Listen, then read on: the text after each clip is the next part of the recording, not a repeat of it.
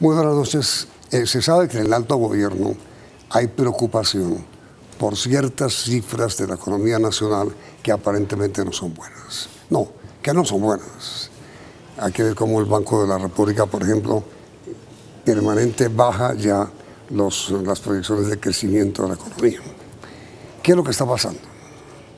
Hemos invitado a dos grandes conocedores de la economía del país, el doctor Bruce McMaster, presidente de la ANDI, y el doctor Guillermo Botero, presidente de FENALCO, porque el gobierno está preparando medidas de carácter económico que vendrán la semana próxima. ¿Cómo va la economía, doctor McMaster?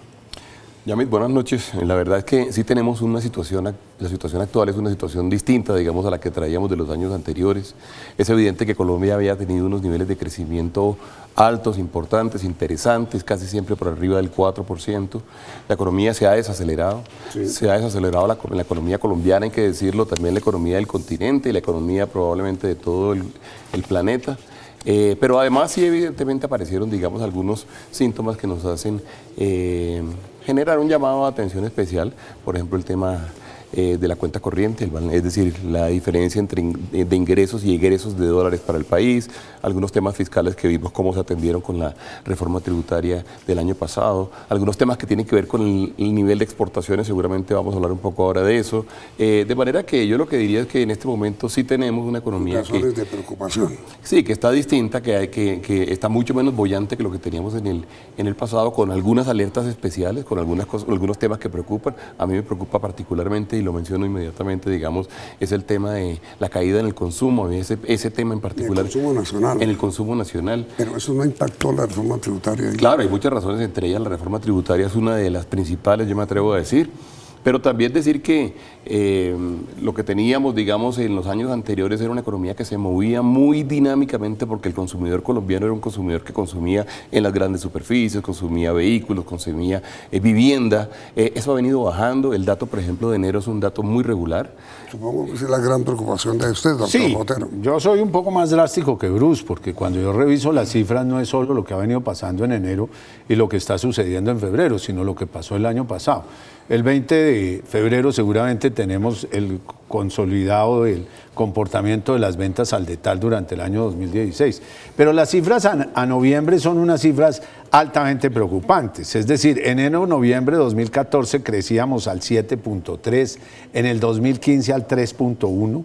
Y el año pasado, a noviembre, apenas las ventas están creciendo el 0.6. ¿Y por qué están creciendo las ventas al 0.6? Por dos fenómenos que son claramente explicables. Primero, por la disparada de las bebidas alcohólicas, léase cerveza, y eso estuvo altamente influenciado por el fenómeno del Niño, que con esos niveles de calor similares a los de hoy en Bogotá y ayer, pues obviamente el consumo de cerveza se aumenta y tiene un componente bastante importante dentro de este comportamiento. Pero de resto, cuando uno mira el resto de sectores, pues tenemos 5, 6, de los 14 del DANE tenemos 5 o 6 en negativo y unos que no llegan ni siquiera al 1%. Solo se tienen un buen desempeño 3 o 4 sectores. Pero además nos pasa una cosa adicional, es que los colombianos consideramos que estar por debajo del 3% de crecimiento del Producto Interno Bruto es cero. Nosotros estamos enseñados a unos crecimientos, sí, es casi como las notas de colegio.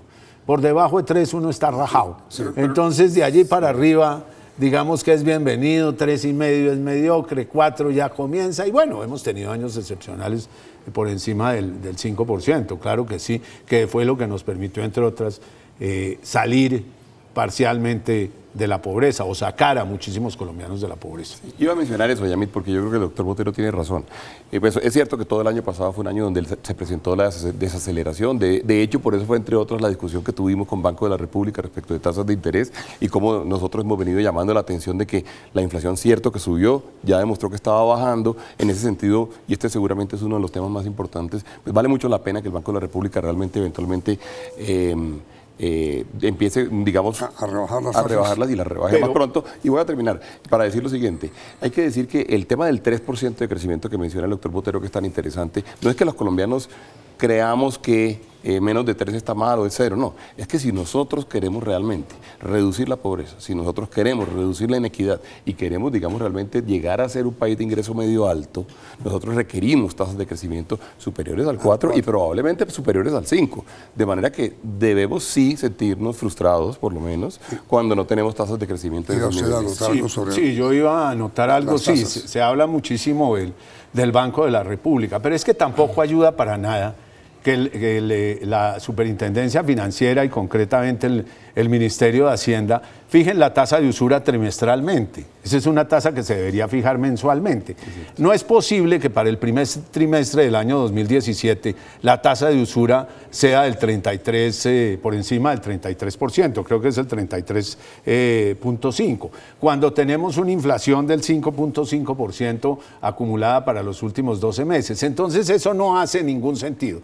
Y yo no entiendo las razones por qué la tienen que fijar trimestralmente y no mensualmente, que debería ser. ¿Y por qué tiene que ser el 1.5 del interés bancario corriente? En unas épocas fue el 2, ahora es el 1.5. ¿Por qué no podría ser el 1.25, por ejemplo? ¿Cuál es la ventaja de hacerlo mensual y no trimestralmente? Pues que no se queda fijo durante tanto tiempo cuando las tasas están bajando. Entonces, el crédito de consumo, el crédito de consumo se parquea ligeramente por debajo de la tasa de usura para no infringir la ley. Sí, la ley. Sí. Entonces, obviamente el crédito de consumo está prácticamente paralizado. Si lo hiciéramos más periódicamente, lo hiciéramos con una fórmula diferente, pues tendríamos mensualmente. Ya la Superintendencia Financiera tiene todos los mecanismos para liquidarlo y lo podría hacer a una velocidad mucho más rápida, porque es que el problema, simplemente para terminar, es que la transmisión de la rebaja de la tasa de referencia del Banco de la República el crédito se demora. Y es bastante demorada. Claro. Puede tomar 6 meses, 8 meses, 1 año en algunos casos. Y cuando los movimientos son tímidos, de 7.75 a 7.5 y se quedan 2 meses con esperanza de bajar a 7.25, vamos a seguir teniendo unas tasas por las nubes. La tasa de usura está en 33. 33.5%. ¿Y en cuánto está el crédito normal al usuario? El crédito de consumo está al 33.4, al 33.3, al 33.2. Lo mismo. El techo, eso lo publican trimestralmente gracias a una pelea que dio FENALCO con el sector financiero. Digamos, el techo del crédito de consumo está en la tasa de usura. Está muy pegado a la tasa de usura. Y eso fijado trimestralmente no le da ninguna dinámica a la economía. Fíjenlo mensualmente. Yo no veo la razón. Tienen todos los esquemas. Es falta de decisión política. Pero es altísimo. Pero altísimo. Es que es un despropósito. ¿Cómo va a tener una inflación del 5.5 y tener tasas de captación del 7% y prestar al 33.4 y 33.3? Eso no tiene justificación. Un tema adicional, Yamil, porque a mí me gustaría profundizar y solo para que los televidentes, digamos, entiendan y por qué damos nosotros esta pelea, que es una pelea conjunta que nosotros damos permanentemente. Cuando el Banco de la República cuenta con la tasa de interés como instrumento para bajar la inflación, al final lo que hay detrás de eso es el supuesto de que cuando uno sube la tasa de interés se reduce el consumo, por lo tanto se reduce la demanda, por lo tanto se reduce la inflación. La presión sobre el crédito. La presión sobre el consumo y sobre los precios, digamos, ¿sí? Entonces, cuando lo que sucede es lo contrario, es decir, cuando uno tiene una inflación que se está reduciendo, evidentemente uno tiene también la oportunidad de poder, digamos, reactivar la demanda, que en este caso está verdaderamente constreñida por la vía de darle capacidad de consumo a los hogares, que es lo que está diciendo el doctor Botero. El doctor Botero está peleando por la tasa de interés y tiene un tema que a mí al principio me parecía que podía ser como una tecnicidad, un tecnicismo demasiado fino, y no lo es. Y es el tema de que la tasa de usura se termina, digamos, definiendo cada trimestre, y en cambio la dinámica de la inflación y la dinámica de la tasa de interés de referencia debería ser mensual o de repente cada 2 meses, cada 2 veces al mes. Perdón. ¿Usted está de acuerdo con la propuesta del doctor Botero sin duda, de que sea mensual la tasa de claro, y si puede ser menos, pero porque en realidad la economía es muy dinámica. Y no tiene por qué ser el 1.5, porque ¿de dónde sacaron? Fue el 2, con el mismo argumento que bajaron del 2 al 1.5, bájelo al 1.25, dele un aire a la economía, crezcamos, que hagamos un círculo virtuoso, que los jefes cabezas de hogar consuman, que representan 2/3 partes del PIB, que la economía se dinamice, que la industria pueda producir y el comercio está allí para distribuir el producto. Eso es lo que hay que hacer, eso no es tan difícil. Pero no, yo vengo con este San Benito, por llamarlo de alguna manera, desde hace un tiempo, pero mis propuestas no han sido acogidas. La presión del sector financiero es grande. Pero vemos entonces que ustedes no están de acuerdo, primero, en que ya es hora de comenzar a bajar las tasas. Del Sí. Banco de la República. Sin lugar a dudas. Sin duda. Estamos tarde en eso. Y entre otras por la demora en transmitir. Okay. Sí, Sí, hay sí. que moverse rápido. Así como hay que subirlas cuando los procesos inflacionarios, uno no se puede esperar mucho. Cuando uno ve que comienzan a descender, hay que bajarlas. Lo que pasa es que el presidente del banco, el gerente, perdón, del banco ha dicho que la inflación sigue altísima. Sí, hay algunos factores, preocupa salud y preocupa educación. Sí, entonces, Pero ya tuvimos un buen respiro, por ejemplo, en educación en el mes de enero, cuyo incremento fue del 0.03, es decir, absolutamente nada. pero él dice con toda Pero razón, bueno, vamos a ver qué pasa con febrero y temporada y él dice escolar con toda de... razón, a mí la de- Constitución me obliga a frenar la inflación y la voy a frenar. Entonces, no. Claro, pero hay Pero formas- en la hay mitad formas- nos hay- quedamos sin empleo, en la mitad nos eso le iba quedamos a los decir, eso le iba a empresarios. decir justamente. Hay formas Eso de no. bajarla y hay costos que podemos asumir y costos que no podemos asumir. Uno de los costos que no podemos asumir es que por cuenta de esto, por ejemplo, se baje la actividad económica demasiado. Ya se bajó en enero y se bajó importantemente, digamos, la demanda. Y el otro es el tema del empleo. De manera que la discusión sí es una discusión en donde el Banco de la República tiene ese objetivo, es cierto. Es un mandato constitucional, es cierto, pero no a cualquier costo. Y menos al extremo de caer en un estado de recesión. Eso es lo grave. Y ¿Qué con hizo la inflación, que es lo que llaman los economistas la Y estanflación. estamos en ese riesgo. No creo que esté muy cercano, pero yo sí veo una contracción en los consumos supremamente preocupantes. Es decir, la encuesta que hace Penasco cualitativamente y que sale siempre antes del 10 de cada mes mostró que enero no fue propiamente un buen mes, fue un mes bastante preocupante y nos dimos cuenta que había unos factores que no ayudaron a la demanda. Hay un informe de Radar muy interesante, dice que este es el enero más malo desde el año 2003. Y doctor Botero, eso no es consecuencia del aumento del IVA. Yo diría que todavía no tanto, va a ser más grave en febrero porque los productos que requerían remarcar y demás verdaderamente no entraron a regir sino hasta el 1 de febrero. Pero hay mucho producto que se ha agotado inventario y efectivamente se movió. Lo que hemos venido estudiando es que, por ejemplo, los productos premium tuvieron poca demanda, se bajaron a lo que llamamos productos B. ¿Qué son productos premium? Los de top de calidad, los que tiene la persona en la cabeza cuando va a comprar un detergente para lavar la ropa en una lavadora. Cuidado. Sí, cuidado con las marcas. Ese es un producto que el top no es el jabón, sino el techo, por llamarlo de alguna manera, aclarada la cosa. Entonces, esos productos se han bajado a lo que llamamos clase B, que son productos de muy buena calidad, que no tienen una gran inversión publicitaria y como consecuencia de eso puede dar unos mejores precios. Y lo otro es el desplazamiento hacia marca propia o marca blanca que llamamos. Y ahí ve usted el auge de estos que llamamos ahora los hard discount, estos almacenes que están tan de moda, que están logrando una porción sumamente importante de consumo y que lo están haciendo a través de marcas blancas. Son unas marcas propias que tienen los nombres de la organización y eso lo encuentra usted en la mayoría de los supermercados y Ahora, supermercados. sigamos con Son mucho más económicos, ¿no? Y de extraordinaria calidad. Por eso es que decimos que los pobres prefieren las marcas propias y los ricos aman las marcas propias. Pero mire, sigamos con el diagnóstico. A usted, como presidente de los industriales de Colombia, ¿qué es lo que más le inquieta y le preocupa hoy, de la situación de hoy? ¿Qué? Yo le diría que en todo caso la dinámica de la economía en términos de consumo. Está afectando Sí, la industria. ¿qué fue lo que nosotros planteamos ahorita? Sí, efectivamente la demanda ha venido bajando, la demanda ha caído también. Pero la en demanda términos de- afecta más al comercio que a la industria. No, ellos venden en general casi Yo todo. finalmente soy el tubo de salida. Claro. Ahí es donde está la llave. Ellos la producen. Sí, claro, ellos la todo lo producen que en su producen inmensa los mayoría. industriales, se lo voy a poner así, todo lo que producen los industriales se vende a través de los distribuyen. comerciantes. Ellos venden luego otras cosas también que son los Y importados. sí hay una situación de descenso en la producción industrial. Claro, y no ha habido descenso, y el dato, digamos, de... Si sacas a reficar la veo gris. Bueno, pero... ¿Qué dato? No. Perdóname. Si Reficar. sacan reficar, Sí. la veo gris para la industria. Ya en Pero- marzo vamos a tener una claridad Pero no ha conceptual decrecido, mucho o sea, mayor. ha crecido a niveles bajos, 1.9% fue el último crecimiento que tuvimos a nuestra disposición, el del año completo sin reficar. El crecimiento. Sí, es decir, sin reficar crecimos 1.9%. ¿Es bueno? No es bueno, Yamil, por supuesto que no es bueno. Pero reficar en... Pero creció y luego reficar terminó creciendo, terminó llevando la producción industrial a 3.6. El doctor Botero tiene razón. Ese dato es un dato que en la medida en que uno va perdiendo la base, digamos, del año 2015 para poder comparar con el año 2016, entonces el crecimiento va a ser un crecimiento menor. Él tiene razón en eso. Entonces, dicho eso, con 1.9 de crecimiento de producción, al tiempo que... 1.9 de qué mes o de qué año. El No, del el año año, completo. del año 2016.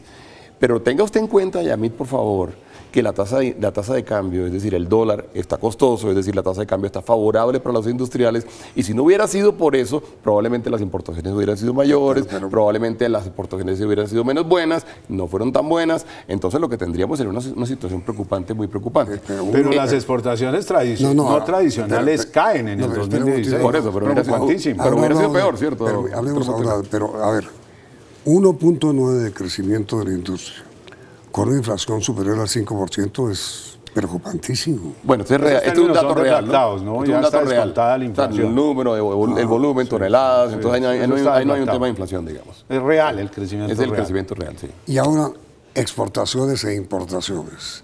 Balanza comercial, en un momento.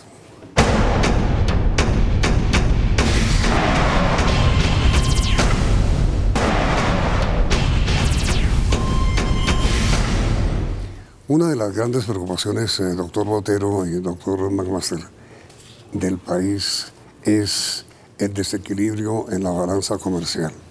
Nuestras exportaciones no crecen. ¿Por qué?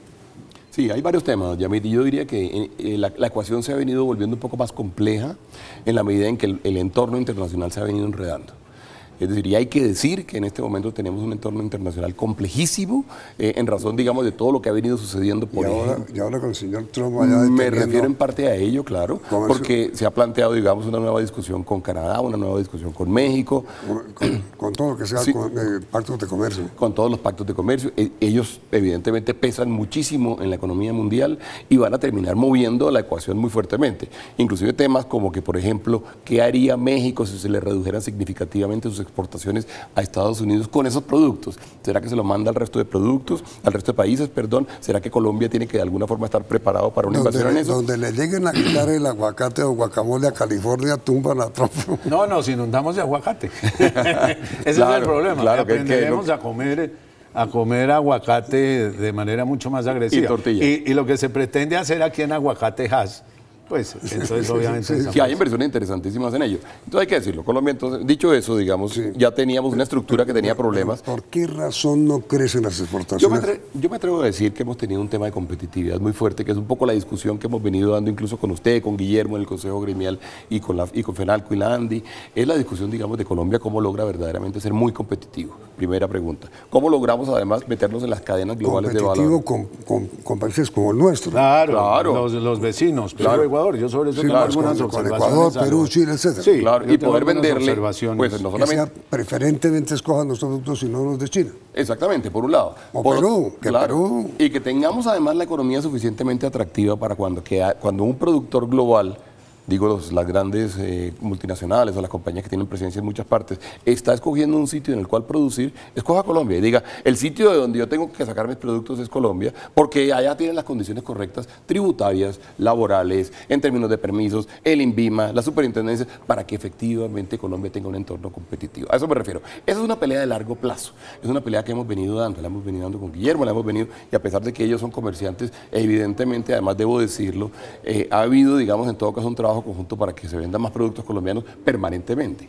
Y eso para nosotros es importante y lo es, por supuesto, en términos de generación de empleo. De manera que yo sí digo que ese es el gran reto que tenemos. Si usted me pregunta en este instante, y ya termino en este pedazo, si me pregunta en este instante, tenemos que lograr mayor competitividad en muchas cosas y tenemos que además estar muy conscientes de lo que está pasando en el mundo y tomar las decisiones correctas para que efectivamente Colombia pueda tener mayor producción, mayor desarrollo, mayor PIB, que haya mayor comercio y que haya mayor empleo. Pero yo sobre eso tengo que decir, acotar algunas cosas.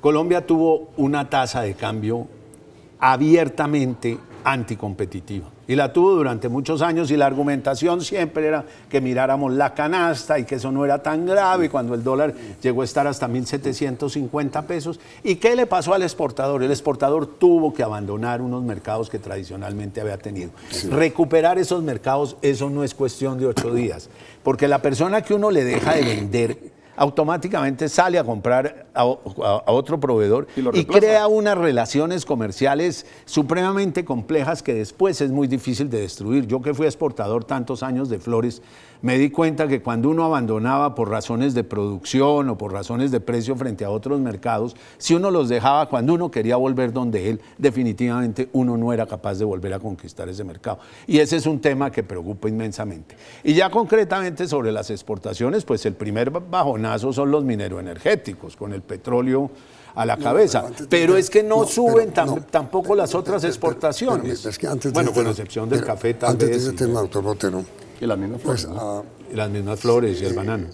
cualquiera sabe que la tasa de cambio alta, un dólar alto, estimula las exportaciones. Y contrae las importaciones. Exacto, es decir, encarece importar y hace buen negocio exportar. Es un arancel propio. Pero resulta que está casi a 3.000, 2.900 pesos y nada. Claro, claro, pero déjeme Tienen que volver a conquistar los mercados. Exacto. En alguna vez yo tuve esa discusión con Bruce hace algún tiempo y decía muy rápidamente, cuando comenzó a llegar a niveles de 3.000 pesos, dije, tranquilo Bruce, que te vas a demorar muchísimo tiempo para volver a conquistar mercados. Ese es un trabajo de años.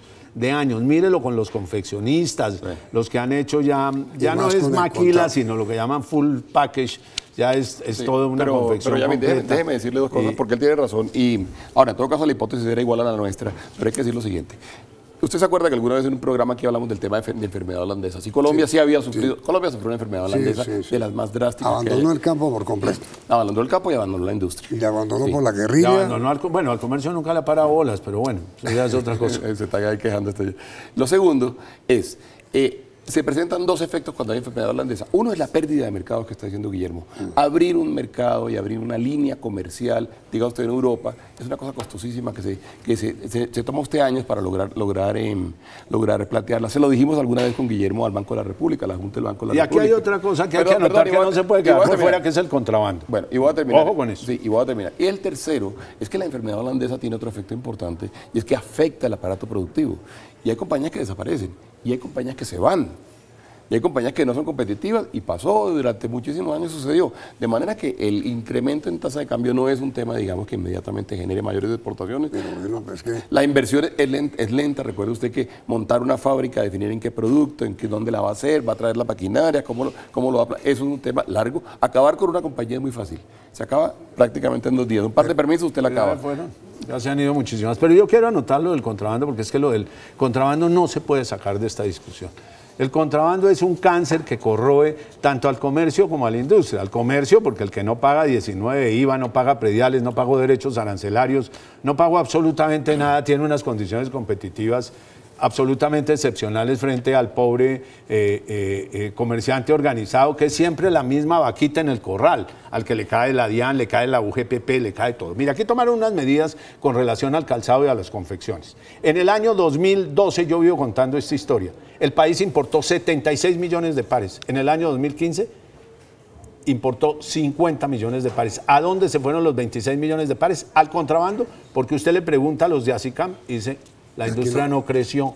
Perdimos 30 millones de kilos de importaciones de confecciones que no las absorbió la industria nacional, y ese es el origen de la discusión hoy con Panamá, es precisamente ese punto. 30 millones de kilos en tejido de punto, en tejido de plano y en otra clase de tejidos que no se volvieron a traer por cuenta de los aranceles específicos. Eso se lo ganó el contrabando.